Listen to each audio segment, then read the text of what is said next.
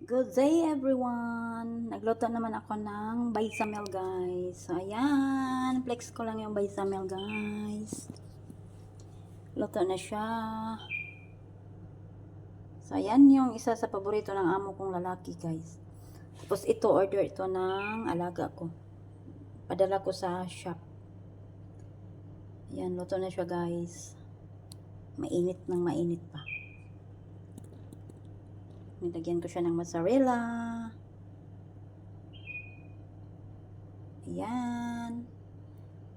Fresh milk yan yung ginawa kong sauce guys. Ayan. Luto na siya. Yummy. God bless everyone. Happy Friday.